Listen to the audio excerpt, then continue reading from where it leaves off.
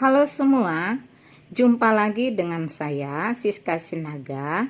Kali ini kita akan membahas tentang topik hukum Faraday 1. Nah, di dalam hukum Faraday 1 bahwa massa zat yang mengendap berbanding lurus dengan muatan listrik yang dialirkan. Nah, jadi dari bunyi hukum Faraday itu dapat kita buat rumusannya bahwa massa zat yang dilambangkan dengan W ini sama dengan massa atom relatif per bilox dikali I arus listrik dikali waktu per 96.500. Nah, jadi dari bunyi hukum Faraday 1 menyatakan bahwa massa zat berbanding lurus dengan muatan listrik yang dialirkan. Nah, jadi kalau kamu lihat di sini bahwa bisa kita simpulkan atau bisa kita singkatkan rumusnya bahwa massa itu sama dengan massa ekivalen. Massa ekivalen ini diperoleh dari massa atom relatif dibagi biloxnya. Ini ya.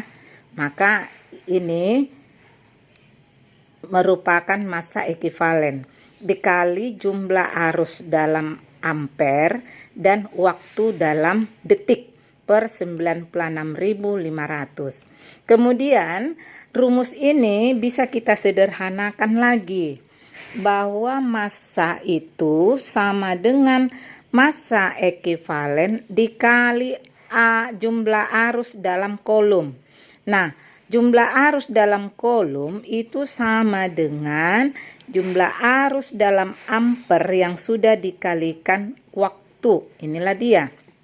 I kali T itu sama dengan kolom C. Ini ya.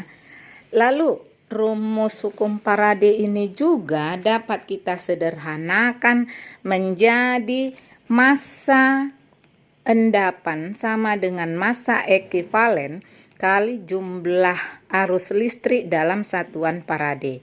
Dari mana ini diperoleh? Yaitu dari jumlah arus listrik dalam satuan kolom dibagi 96.500. Nah, itulah dia yang dikatakan jumlah arus listrik dalam bentuk Faraday. Nah, jadi untuk setiap rumusnya di sini ada keterangannya. Nah, kemudian kita masuk ke dalam soal nih.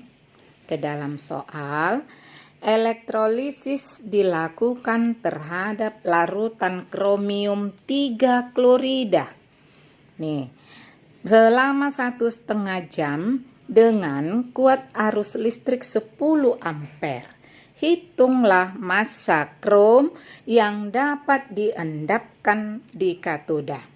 Nah, jadi dari sini maka kita simpulkan dulu yang diketahui itu apa. Nah, yang diketahui yaitu waktu yang diperlukan ini tadi T sama dengan 1,5 jam. Nah, jam ini kamu rubah ke detik.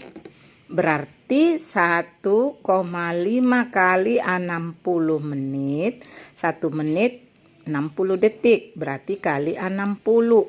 Berarti di sini 1,5 jam itu sama dengan 5.400 detik. Ini ya. Nah, kemudian untuk arus listrik. Ini satuannya ampere ya, satuannya ampere. Maka pakai lambang I. Nah, kalau kolom tadi lambangnya C besar, kalau Faraday lambangnya M besar. Nah, jadi di sini I-nya sama dengan 10 ampere. Nah, 10 ampere. Kemudian yang ditanya di sini, berapakah massa logam krom yang dapat diendapkan? Ini massa dari si krom. Ini ya, Nih, massa dari si krom. Nah, jadi kalau kita lihat lagi nih bahwa dalam senyawa krom 3. Nah, dikatakan tadi larutan kromium 3 klorida. Nah, jadi di sini kromium 3 klorida itu CrCl3. Nah, ini. Maka kalau kita ionisasikan terbentuk ion Cr3+ ditambah 3Cl-. Nah, maka yang ditanya berapa gramkah massa endapan si krom 3 ini? Nah, maka dengan kata lain, di sini dalam ion krom 3+, maka ini memiliki N atau bilox positif 3 atau N-nya 3. Ini ya, muatannya. Nih, 3. Lalu kita masuk kepada rumusan hukum Faraday 1 tadi. Nah, di sini W sama dengan W sama dengan E dikali I dikali T per 96.500. Nah, jadi sekarang E itu kan massa ekivalen, bahwa E itu diperoleh dengan cara AR per N. Nih, massa atom relatif. Di sini nanti bisa kamu lihat di tabel sistem periodik bahwa krom punya massa atom relatifnya 52. Nih, 52, jumlah biloxnya 3.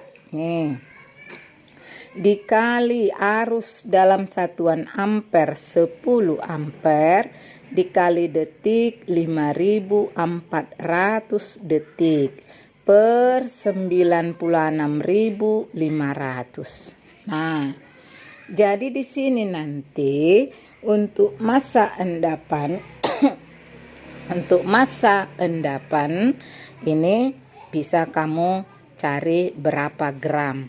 Ini ya, berapa gram. Nah, silakan nanti kamu cari. Maka massa nih, maka massa logam krom yang diendapkan di katoda nih, diendapkan di katoda ada sebesar sekian gram. Ini nanti dari hasil pencarianmu tadi ya. Nah, jadi ini. Nah, begini caranya untuk hukum Faraday 1. Jadi yang pasti kamu harus ingat bahwa massa ekivalen itu apa, dan lalu bagaimana kalau arus listrik yang dialirkan itu dalam satuan kolom. Lalu bagaimana dalam satuan Faraday. Nah, jadi dari penjelasan yang saya berikan tadi, kamu harus bisa fungsikan pada kondisi bagaimana yang bisa kau terapkan untuk hukum Faraday 1 ini. Jadi arus listriknya perhatikan tergantung dari apa yang diketahui. Kalau dia dalam ampere maka pakai I, kalau dia dalam kolom maka I di dalamnya sudah tercakup I kali T, sedangkan kalau dia Faraday sudah tercakup I kali T per 96.500. Nah, jadi cukup sampai di sini dulu bahasan kita tentang hukum Faraday 1 ini. Saya harap kalian semua paham ya. Oke, semangat belajar, selamat mengulang kembali. Sampai jumpa, salam.